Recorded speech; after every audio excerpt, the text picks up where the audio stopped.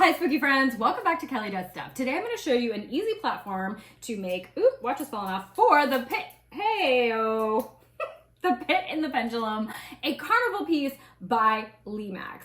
Like, props to Lemax. Their carnival pieces are phenomenal. Such realistic elements, like it feels like real carnival rides. So I want to thank Manders13138 for their comment asking about this platform because that inspired this quick tutorial that we're going to do today.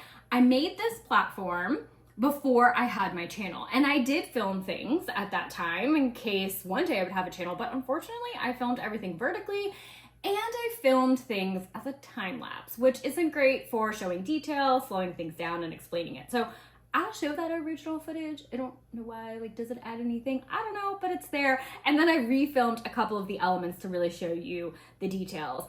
Thankfully though, this is so simple. It is silly, but it's a great way just to add a bit of detail, some fun detail to a display, especially if you don't want to do anything like super elaborate, or just add some fun elements. And if you need a little bit of height, you want to bump it up, you want some levels, this is an interesting way to do that. Now, I do have a couple other videos on some very simple platforms that I've made for some of the other carnival pieces, so check those out if you're interested. And then I have my most elaborate platform that I made, which was for the Bat Bonanza piece. So check those out. Check that out. Wow. Okay. I'm going to turn on the sound because they all have sound. So I'll come in, let you kind of hear the sound, and then we'll get into it and make this super easy platform for the pit and the pendulum. Come and ride the pit and the pendulum. Let's see you make the cut. Experience the swing of the side firsthand.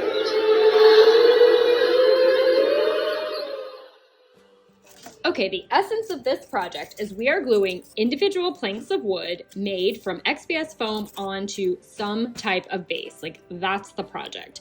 You can see that I had used EPS foam. I actually have a big piece of it here. Originally, I had small, thin pieces that I stacked up to the shape and size that I want.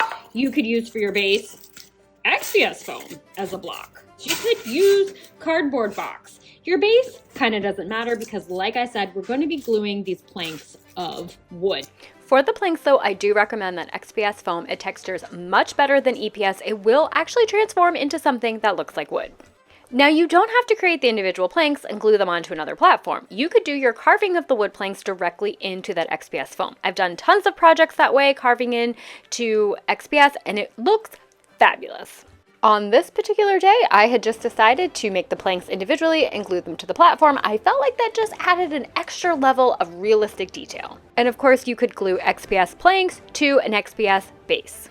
Before gluing those planks, I do paint my base a dark brown color, and this is just so that when it's time to paint the planks, I don't have to worry about getting in between all of the grooves. If I miss a spot, the white of the base won't show through.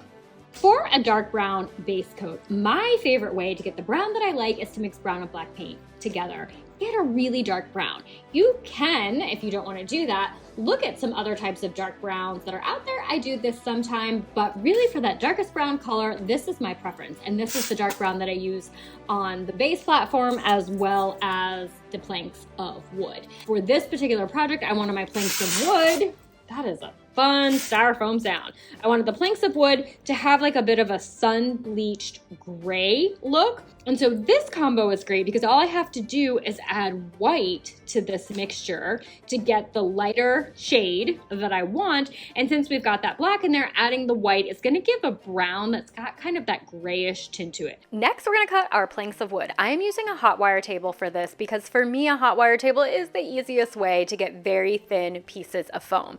You can also set that guard, keep running that same piece of foam or new pieces of foam through, and you will get consistent thickness throughout. And here's my reminder to make sure that you're always working in a well-ventilated area when working with hot wire tools, and make sure you do your research on safety equipment.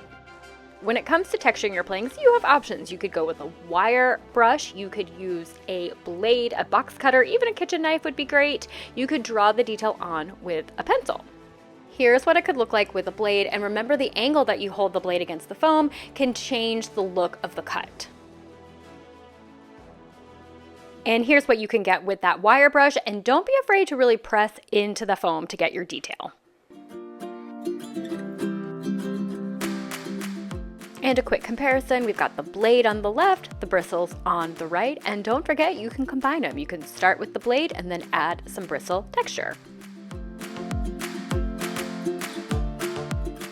Once all that wood detail was done, it was time to cut the length of the planks. And if you are able to tell from that very sped up time lapse, I was trying to cut everything very randomly, and I was not keeping all of the planks together, like all of the sizes, but just thrown into a big pile because I want to glue them in a very random pattern as well. Random was the name of the game. Before we get to gluing, one other little detail that I like to add, and hopefully you'll be able to see it, but on some of the planks, when they reach the end or the edges of the platform, I kind of do an additional sort of roughing up, so it's not a smooth edge. Some of them, like that one, you can see is kind of smooth, and then some of these they're a little bit rougher. I use hot glue to attach my planks to the base. When I'm working with EPS foam, I typically like to have my glue gun on the low setting so it doesn't melt the foam. Sometimes it cools pretty quickly though, and you might need to reapply or not apply such a long strip of the glue if you find it's cooling before you get to attach your plank. When I get to the end of the base, I don't even measure to make sure that that plank fits. I will just attach a plank, let it completely cool, and when it does, you can just cut off your excess. To me, that's just a little bit easier and faster than measuring, because you guys know how I feel about that.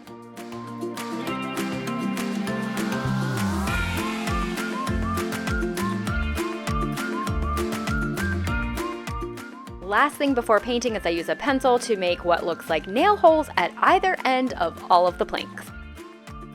I apply that dark brown base coat to the planks, and once that completely dries, I do the dry brushing. And again, that color is achieved by adding the white to the black and brown combo to get a brownish gray. And for your dry brushing, don't forget to work with a clean, dry brush. Get a little bit of paint on the brush, wipe most of it off, and then you're gonna go over your project really quickly and lightly, and this is where you'll start to bring out those grains in the wood. And here's a good reminder that you can also attach your planks of wood in sort of a diagonal way to make it look like you have patched up some holes in the wood. And of course right here, this is that present day example where I tried to redo some of the steps so you could see in greater detail. And this right here is the white that is showing through because I did not paint that base platform the dark color like I did in the original platform. And to get all of that white, I would have had to get a lot of paint on the brush and really kind of work in between all of those grooves. It would take a while to dry. So again, just a good example, good reason why I paint my base brown first. And you can repeat that dry brushing process as many times as you want with lighter shades. Just make sure, again, you're using a clean dry brush for each shade. And every time you do this, you're just gonna bring out more and more detail in your grains of wood. If you want to, you could also do a dark wash to really bring out those shadows. I skipped that for this project because I started making this platform as I was setting up the carnival, and suddenly I was like, you know what, we need a platform for the pit in the pendulum. So I wanted something that looked like a wooden platform as quickly as possible. And if you want to, you could dry brush a little bit of white onto all of your edges just for an extra pop of detail.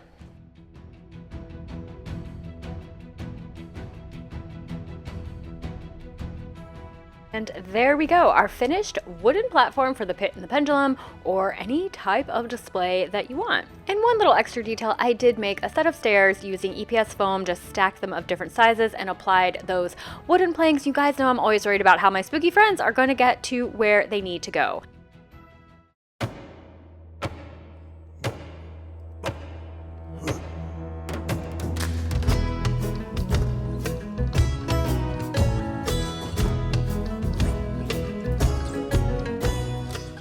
There we have it, another super simple platform for our carnival or any section that you want. I hope this gave you some ideas for some of the projects that you want to make. Thank you guys for joining me.